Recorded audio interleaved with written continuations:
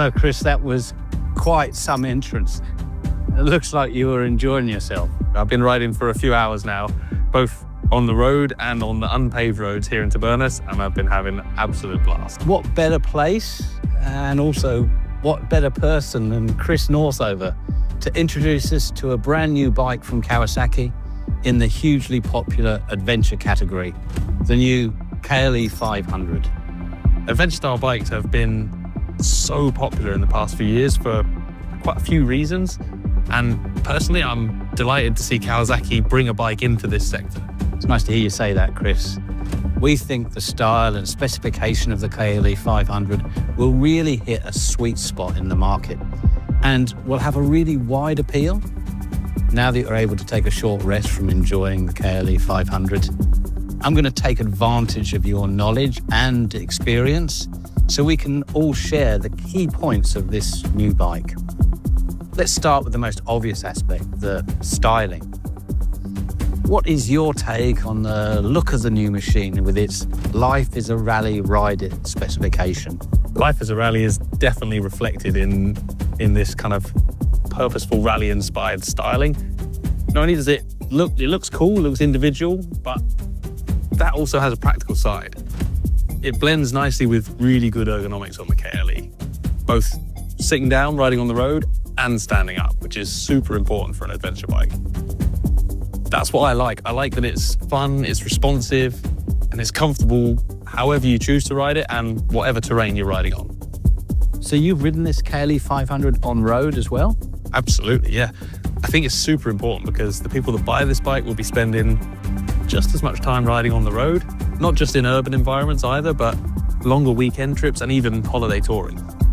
The bike has been designed to have good power and be really nimble, allowing you to equally enjoy road and off-road riding. I wanted to talk to you about the twin-cylinder water-cooled engine and how it responds, but also how the bike physically feels when you are riding it in a variety of environments. The engine's a treat. It's got a good spread of power and it's also smooth. And importantly, the torque comes in smoothly, which makes it easier when you're riding on tricky terrain. The whole unit's really compact, and I think it covers all the bases in this kind of mid-capacity segment. And the overall manageability of the bike. Actually I think the choice for the KLE of putting it in the 500cc class is spot on.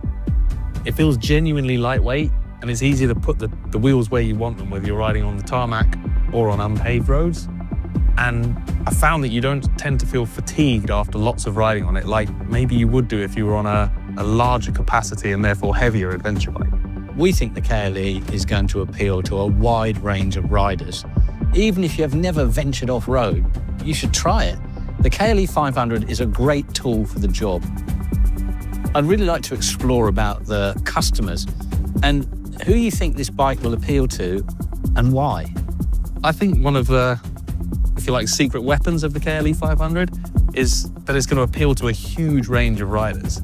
Certainly those that are new to unpaved roads and riding in dirt situations, but it's also got something to offer those more experienced riders as well.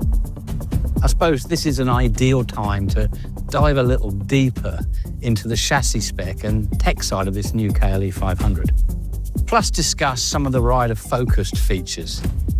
You can see it's a familiar Kawasaki TRELLIS type chassis with long travel suspension featuring 43mm inverted front fork. And if we move to the back, there is a UNI-TRAK rear end like Kawasaki's motocross and enduro machines, with rear shock adjustable for preload. And another nice thing that I really like is the ABS system is switchable, so you can turn it off completely for off-road riding. There's also a 21-inch front wheel and a 17-inch one at the back. These wheel sizes are kind of ideal for giving good feedback on the tarmac and on unpaved roads. And the feel you get when riding the bike is good for improving confidence. Good point. Ahead of the new fat bar handlebars, let's take a look at the meter panel. The TFT screen clearly shows you all the information you need instantly, but the KLE 500 also offers a voice command function with your smartphone using the Kawasaki RIDEOLOGY app. Yeah, if you've got a headset on in your helmet, you can literally ask your KLE things like, what's your fuel range, where the next fuel station is, or even locate the local coffee stops and loads of other useful items. This one here is the SE version. Compared to the standard, the SE comes with some key differences. A larger volume aluminium bash plate, a large windscreen, perfect for touring journeys, a TFT screen with more functionalities that replaces the standard LCD item, LED turn signals, and a special graphic treatment. There's also a low seat option available as an accessory. Yeah, that's a really important thing because that's going to increase the number of people that the KLE 500 will appeal to. We have both been mentioning the new KLE 500 because, of course, Kawasaki have previously had a model called KLE 500 back in the early 90s. In many ways, we are reimagining and reinvigorating that adventure bike crossover emotion with this new machine. And as we have mentioned, there is the model that you've been enjoying already, plus a standard version. But I can't help noticing there's a third bike here. Tell me about it. Well, that's something I'm just starting work on. I've been lucky enough to be allocated a KLE 500 as a sort of project bike. I've already put some genuine Kawasaki accessories on there, including the tubular engine guard, the compact LED fog lamps, radiator screen, the ERGO-Fit flat rear seat, which is lower than the standard one. I've then removed the rubber foot pegs to reveal the serrated off-road foot pegs beneath them. These extra touches they're sort of just the start for me, and I'm going to gradually create a KLE that's customized for my own personal taste and the sort of riding I like to do. It won't be the perfect KLE for everyone, but I hope that people that follow me on social media will kind of enjoy the process of taking this bike and modifying it to suit the purposes I've got for it. After all, life is a rally, so that's what I'm going to do. I'm going to go and ride it. Well, Chris, I think that about wraps up our snapshot of the new KLE 500. I really want to thank you for sharing your insight with us. Oh, thanks. I'm really looking forward to spending more time on the new KLE and documenting my journey with the bike as I evolve it for my purposes and take it to some interesting places. Mine, thanks very much.